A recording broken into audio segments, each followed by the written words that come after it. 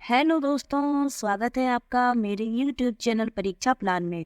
तो आज की वीडियो में विज्ञान के उन प्रश्नों को हल करेंगे जो दिसंबर 2018 वाले पेपर में पूछे गए थे।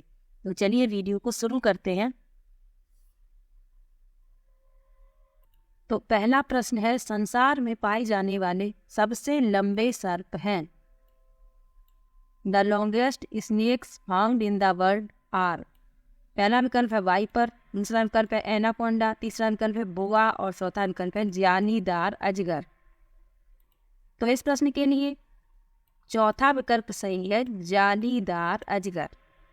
यह लगभग 33 फीट लंबा होता है और यह दुनिया का सबसे लंबा सांप है। तो इसमें चौथा विकल्प सही है। अगला प्रश्न है, विश्व भर में लोगों द्वारा योग किया जाता है क्योंकि। पहला विकल्प है यह एक आसान व्यायाम है, दूसरा है यह लोगों को स्वस्थ रखता है, तीसरा है यह भूख बढ़ाता है और चौथा है यह खुशियाँ लाता है। तो योग क्यों किया जाता है? क्योंकि यह लोगों को स्वस्थ रखता है। दूसरा विकल्प इसमें सही है, इट कीप्स पीपल हेल्दी। दूसरा विकल्प इसमें सही है। अगला प्रश्न है, चेचक के टीके का आविष्कार के द्वारा किया गया। पहला विकल्प है रोनाल्ड रॉस, दूसरा विकल्प है रॉबर्ट कॉच, तीसरा विकल्प है एडवर्ड जेनर और चौथा विकल्प है एलेक्जेंडर फ्लेमिंग। तो चेचक के टीके का आविष्कार किया है एडवर्ड जेनर ने। तीसरा विकल्प इसमें सही है। अगला प्रश्न है, निम्नलिखित में से किसका उपयोग एक परिरक्षक के रूप में किया जाता है। पहला विकल्प है कॉपर सल्फेट, दूसरा विकल्प है सोडियम बेंजोएट, तीसरा विकल्प है अमोनियम सल्फेट और चौथा विकल्प है सोडियम क्लोराइड। तो इस प्रश्न में दोनों उत्तर हो सकते हैं, सोडियम बेंजोएट भी और सोडियम क्लोराइड भी। तो इसका विकल्प होना चाहिए 2 और 4 दोनों। अगला प्रश्न देखते हैं, ईस्ट का उपयोग के उत्पादन में किया जाता है। पहला विकल्प है एल्कोहल, दूसरा विकल्प है दही, तीसरा विकल्प है चीनी और चौथा विकल्प है साधारण नमक। तो ईस्ट का उपयोग एल्कोहल के उत्पादन में किया जाता है। पहला विकल्प इसमें सही है। अगला प्रश्न है, माइटोकॉन्ड्रिया, एटीपी, राइबोसोम। तो इसमें संबंध बताना है। तो राइबोसोम का संबंध है प्रोटीन से। तीसरा विकल्प इसमें सही है।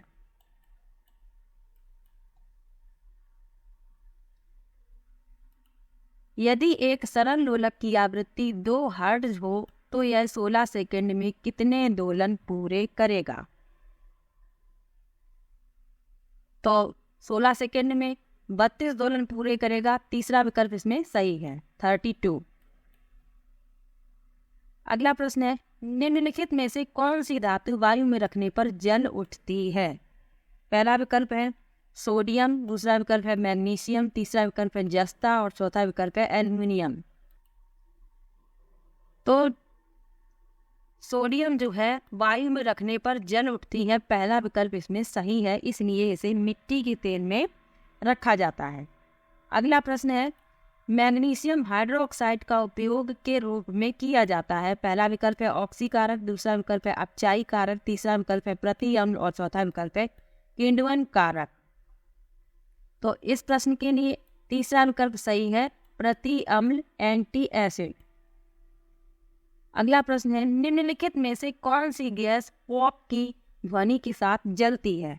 पहला विकल्प है ऑक्सीजन, दूसरा विकल्प है हाइड्रोजन, तीसरा विकल्प है नाइट्रोजन डाइऑक्साइड और चौथा विकल्प है सल्फर डाइऑक्साइड।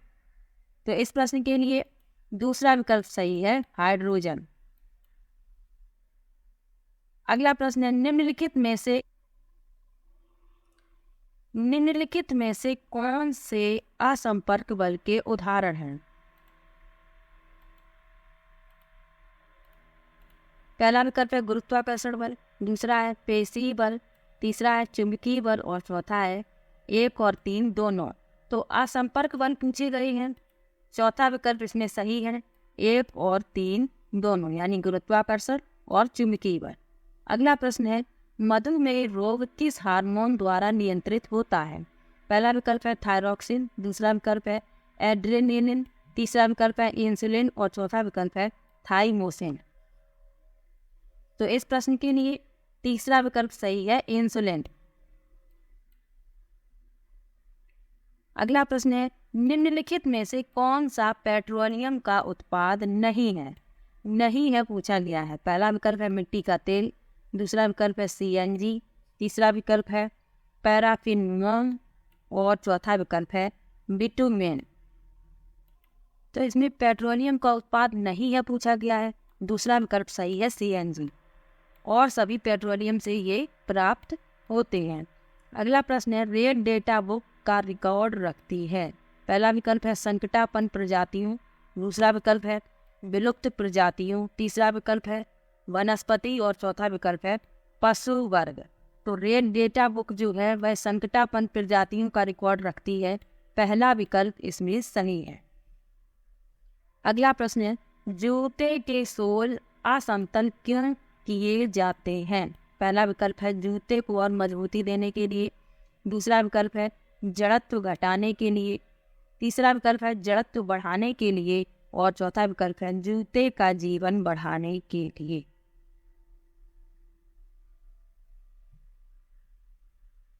तो इस प्रश्न के लिए तीसरा विकल्प सही है, जड़त्व बढ़ाने के लिए, इसलिए जूते की जो सोल है वो असमतल किए जाते हैं। अगला प्रश्न है, सारिका ने आसुत जल एक बोतल में लिया और पता लगाने की कोशिश की कि वह विद्युत का सुचालक है या नहीं। उसे क्या प्राप्त होने की संभावना है? पहला विकल्प है यह विद्युत का सुचालक है, दूसरा विकल्प है यह एक विद्युत रोधी है, तीसरा विकल्प है यह विद्युत का कमजोर चालक है और चौथा विकल्प है उपरोक्त में से कोई नहीं। तो इस प्रश्न के लिए तीसरा विकल्प सही है, यह विद्युत का कमजोर चालक है। अगला प्रश्न है, निम्नलिखित में से कौन सा सत्य नहीं है? पहला विकल्प है किसी विद्युत परपथ में सुरक्षित प्रवाहित होने के लिए विद्युत धारा की न्यूनतम सीमा है, दूसरा विकल्प है किसी विद्युत परपथ में सुरक्षित प्रवाहित होने के लिए विद्युत धारा की अधिकतम सीमा है, तीसरा विकल्प है सभी भवनों में विद्युत परपथों में फ्यूज लगाए जाते हैं और चौथा विकल्प है यदि परपथ में उपयुक्त फ्यूज लगाए जाएं तो सुरक्षित सीमा से अधिक विद्युत धारा होने पर यह उड़ जाएगा। तो इस प्रश्न के लिए पहला विकल्प सही है, किसी विद्युत परपथ में सुरक्षित प्रवाहित होने के लिए विद्युत धारा की न्यूनतम सीमा है। अगला प्रश्न है, निम्नलिखित में से किस स्थान की चक्रवात से सबसे अधिक प्रभावित होने की संभावना है? पहला विकल्प है पोरबंदर, दूसरा विकल्प है पुरी, तीसरा विकल्प है मुंबई और चौथा विकल्प है गोवा। तो इस प्रश्न के लिए दूसरा विकल्प सही है पुरी। अगला प्रश्न है, पृथ्वी पर ऋतुएं बदलती हैं क्योंकि? पहला विकल्प है पृथ्वी का घूर्णन अक्ष इसकी कक्षा के तल के लंबवत है, दूसरा है पृथ्वी का घूर्णन अक्ष इसकी कक्षा के तल के सापेक्ष झुका हुआ है, तीसरा विकल्प है पृथ्वी और सूर्य के बीच की दूरी नियत नहीं है और चौथा विकल्प है पृथ्वी का घूर्णन अक्ष इसकी कक्षा के तल के समानांतर है। तो इस प्रश्न के लिए दूसरा विकल्प सही है, पृथ्वी का घूर्णन अक्ष इसकी कक्षा के तल के सापेक्ष झुका हुआ है। अगला प्रश्न है, इसमें मिलान करना है स्तंभ ए का स्तंभ बी से।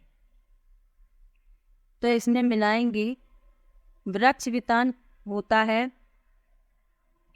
बड़े वृक्ष की शाखाएं,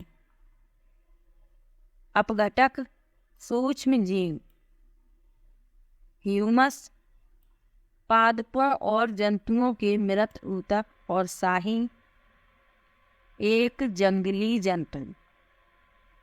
तो इस क्रम में चौथा विकल्प सही है। अगला प्रश्न है, विज्ञान में रचनात्मक आकलन क्यों महत्वपूर्ण है? पहला विकल्प है यह लेना आसान है, दूसरा है यह शिक्षार्थियों में वैज्ञानिक दृष्टिकोण के विकास में सहायक है, तीसरा है यह निदानात्मक है और चौथा है यह विज्ञान को अच्छे प्रकार से समझने में सहायक है। तो इस प्रश्न के लिए तीसरा विकल्प सही है, यह निदानात्मक है। अगला प्रश्न है, विद्यालयों में विज्ञान मेले का आयोजन क्यों किया जाता है? पहला है शिक्षार्थियों में विज्ञान में उच्च शिक्षा के लिए तैयार करने के लिए, दूसरा है शिक्षार्थियों को उनकी परीक्षा में अच्छे अंक प्राप्त करने के लिए, तीसरा है शिक्षार्थियों में विज्ञान में सृजन एवं प्रयोग करने की क्षमता का विकास करने के लिए। और चौथा है शिक्षार्थियों का उनके प्रदर्शन के आधार पर मूल्यांकन करने के लिए। तो इस प्रश्न के लिए तीसरा विकल्प सही है, शिक्षार्थियों में विज्ञान में सृजन एवं प्रयोग करने की क्षमता का विकास करने के लिए। अगला प्रश्न है, एक शिक्षक के नाते निम्नलिखित में से आप किसे शिक्षण में वैज्ञानिक विधा के लिए सबसे उपयुक्त समझते हैं? पहला विकल्प है शिक्षार्थियों को कक्षा में अवधारणाओं को स्पष्ट करना। दूसरा है अवधारणाओं की शिक्षण हेतु तकनीकी का प्रयोग दिखाना। तीसरा है शिक्षार्थियों को परियोजनाएं देना। और चौथा है अवधारणाओं से संबंधित गतिविधियों को शिक्षार्थियों से कराना। तो इस प्रश्न के लिए चौथा विकल्प सही है, अवधारणाओं से संबंधित गतिविधियों को शिक्षार्थियों से कराना। अगला प्रश्न है, NCF 2005 के अनुसार अच्छी विज्ञान शिक्षा जीवन के प्रति सत्य होती है, इसका क्या अर्थ है? पहला विकल्प है विज्ञान बालक को कार्य की दुनिया में प्रवेश हेतु तैयार करे। दूसरा है विज्ञान बालक को अर्थपूर्ण ढंग से व्यस्त करने में सक्षम हो। तीसरा है विज्ञान बालक को वैज्ञानिक ज्ञान अर्जित करने की प्रक्रियाओं को सीखने लायक बनाए। और चौथा है विज्ञान आसान जीवन व्यतीत करने में सहायक हो। तो इस प्रश्न के लिए पहला विकल्प सही है, विज्ञान बालक को कार्य की दुनिया में प्रवेश हेतु तैयार करे। अगला प्रश्न है, निम्नलिखित में से कौन सा वैज्ञानिक दृष्टिकोण का गुण नहीं है? पहला विकल्प है खुला मस्तिष्क। दूसरा है अधिक सीखने की उत्सुकता। तीसरा है समस्याओं के प्रति व्यवहार में वस्तुनिष्ठता। और चौथा है कठिन कार्य। तो इसमें वैज्ञानिक दृष्टिकोण नहीं है पूछा गया है। चौथा विकल्प सही है, कठिन कार्य। अगला प्रश्न है, हरी कक्षा 6 के शिक्षार्थियों को घूर्णन गति पढ़ाना चाहता है, निम्नलिखित में से कौन सी सबसे अच्छी विधा होगी? पहला विकल्प है चर्चा। दूसरा है गतिविधि आधारित शिक्षण। तीसरा है उदाहरण देना। और चौथा है प्रदर्शन। तो इस प्रश्न के लिए दूसरा विकल्प सही है, गतिविधि आधारित शिक्षण। अगला प्रश्न है, निम्नलिखित में से कौन सा विज्ञान अधिगम का एक महत्वपूर्ण उद्देश्य है? पहला है विज्ञान का ज्ञान अर्जित करना। दूसरा है विज्ञान की विषय वस्तु की जानकारी एकत्रित करना। तीसरा है अध्ययनकर्ताओं में ईमानदारी, अखंडता और सहयोग के मूल्यों की प्राप्ति। और चौथा है अपने सहपाठियों को विज्ञान का ज्ञान अर्जित करने में सहायता करना। तो इस प्रश्न के लिए तीसरा विकल्प सही है, अध्ययनकर्ताओं में ईमानदारी, अखंडता और सहयोग के मूल्यों की प्राप्ति। अगला प्रश्न है, विज्ञान के मूल्यांकन में सतत एवं समग्र मूल्यांकन का अर्थ है? पहला विकल्प है अंतिम एवं रचनात्मक मूल्यांकन। दूसरा है अधिक आवर्ती जांच एवं परीक्षा। तीसरा है अधिगम के आकलन हेतु सामान्य गतिविधियां और अभ्यास। और तीसरा है विज्ञान के सभी पहलुओं का मूल्यांकन। तो इस प्रश्न के लिए तीसरा विकल्प सही है, अधिगम के आकलन हेतु सामान्य गतिविधियां और अभ्यास। अगला प्रश्न है, निम्नलिखित में से कौन सा समस्या समाधान विधि का एक चरण नहीं है? पहला विकल्प है स्थिति कल्पना करना। दूसरा है समाधान का प्रयास करना। तीसरा है निष्कर्ष निकालना। और चौथा है अवलोकन। तो इस प्रश्न के लिए चौथा विकल्प सही है, अवलोकन।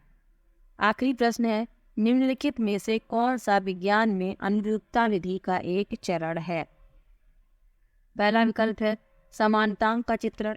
दूसरा है अमूर्तता का प्रस्तुतिकरण। तीसरा है अवधारणाओं को एक दूसरे से जोड़ना। और चौथा है उपयोग। तो इस प्रश्न के लिए पहला विकल्प सही है, समानताओं का चित्रण। तो ये 2018 में प्रश्न ये पूछे गए थे। प्रीवियस ईयर के जितने भी पेपर हैं सबको सॉल्व कर रहे हैं। 18 के बाद जो भी पेपर हुआ होगा उसके प्रश्नों को हल करेंगे। तो आज का ये वीडियो यहीं पर समाप्त होता है। तो मिलते हैं एक और नई वीडियो के साथ, तब तक के लिए बाय बाय।